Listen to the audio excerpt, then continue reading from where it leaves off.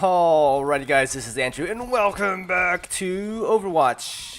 Today I figured I'd talk about something that I've noticed, and that is how Mercy has quite literally the lowest win rate in Overwatch's quick play out of all of the heroes in the game. I think she's sitting at 47.7%, at least at the time of making this video. Now, we take a look at the other support stats.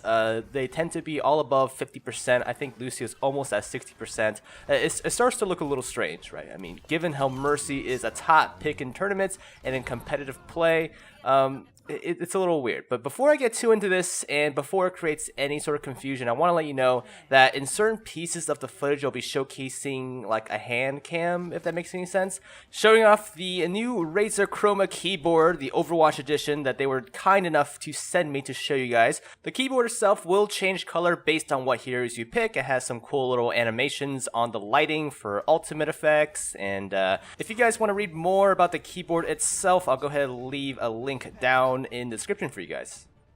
Alright, so why does Mercy have such a low win rate? Well, let's take a look at the stats, right? They're drawn from Master Overwatch.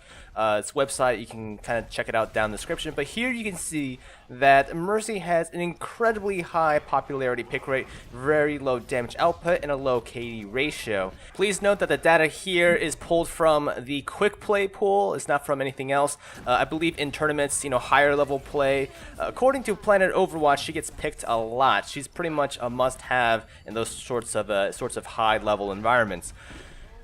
Okay, so first, I think the big reason why Mercy has such a shitty win rates in quick play is that she is hugely dependent on her team.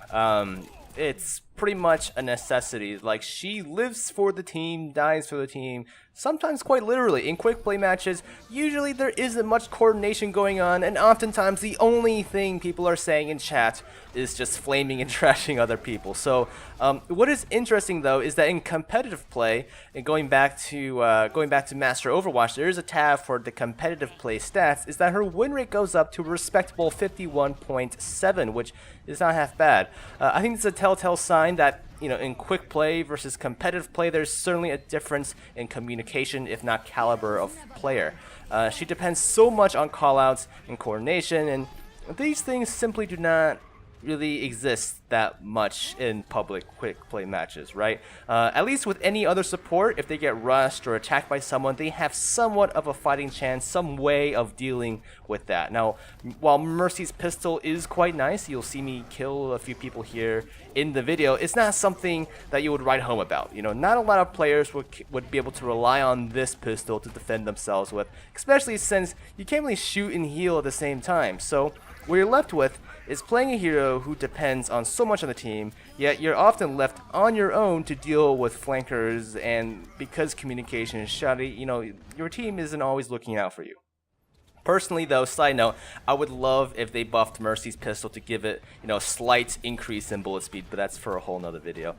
So anyways, without much damage to contribute, the only way you can really contribute to the team is to keep them alive, to resurrect them, to buff them with your damage amplifier, all that good stuff. So now you're in a position where you have to rely on your team to do the damage, while you kind of float around hoping no one kills you, and a lot of it comes down to your team skill, right? And if they can't perform, then the benefits of having that extra heal and sustain and whatnot starts to get overshadowed by not being able to put out that raw damage. As someone had once said on the Overwatch subreddit, Mercy can improve a good team, she can't improve a bad team. And while I don't completely agree with this statement, I do think it summarizes the limits of Mercy as a hero. You can damage amp your Pharah all you want, right? But she can't land her rockets, she can't land any of her shots. You guys are pretty much useless. You can heal your team, you can resurrect your team, but if they can't perform, they're pretty much just meat bags. They'll just get wiped over and over again, no matter how many times you bring them back from the dead. So yeah, I mean, Mercy is very dependent on her teammates.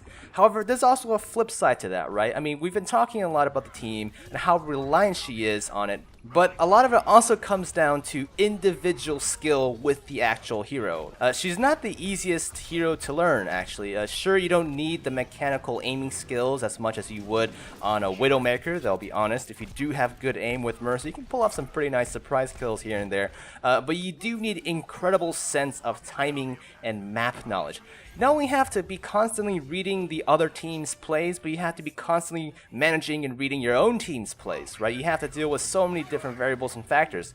I see a lot of Mercies follow their teammates into a death trap, not appropriately gauging the situation and the amount of risk there is. I see a lot of Mercies not knowing how to handle themselves when they get flanked, or even just properly prioritizing when to heal, when to damage amp, who to damage amp, and whether or not to res or save for more dead teammates. There's a lot of critical thinking that goes into playing Mercy that may not be immediately obvious to regular players, especially ones that are just starting out.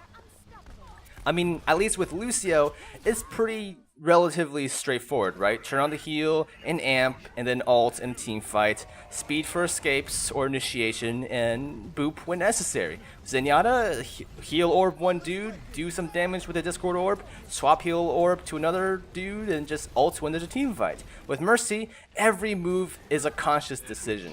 You have to choose who to heal, you have to choose who to amp, and when to resurrect, right? The question starts becoming a thing of, do you resurrect for one teammate, wait for more people to die, and not only that, but when you resurrect, you have to be the survivor, the lone survivor in team fights, right? You literally have to be one of the last ones standing.